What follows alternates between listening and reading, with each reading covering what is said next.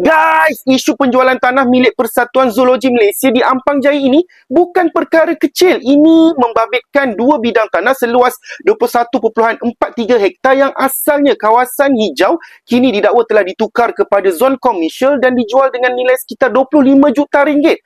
Persoalannya, siapa yang meluluskan, siapa yang mendapat manfaat dan kenapa? Semuanya dilakukan dalam senyap. Gabungan NGO alam sekitar ini mendakwa tiada sebarang maklumat awam, tiada sesi libat urus dan tiada ketulusan seperti yang sepatutnya termaktub dalam Undang-Undang Perancangan Bandar.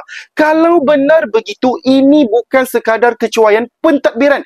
Ini tanda wujudnya masalah besar dalam integriti urus tadbir kerajaan negeri. Zoo negara bukan sekadar tempat hiburan, ia adalah simbol pemeliharaan alam dan pendidikan masyarakat tentang kepelbagaian hidupan.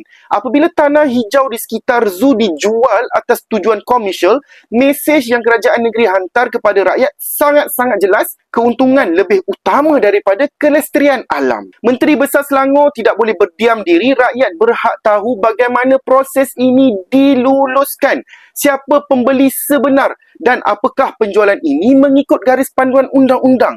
Kalau semuanya dilakukan secara betul, dedahkan dokumen rasmi dan buktikan ketulusan itu. Tetapi jika ada unsur penyelewengan, maka tanggungjawab moral dan politik tetap di bahu Menteri Besar Selangor. Selangor negeri maju, tetapi kemajuan tanpa kejujuran hanya tinggal bangunan tanpa jiwa. Jangan gadaikan harta hijau rakyat atas nama pembangunan yang menguntungkan segelintir pihak sahaja. Inilah masanya untuk kerajaan negeri membuktikan bahawa prinsip ketulusan dan kebertanggungjawabaan bukan sekadar slogan.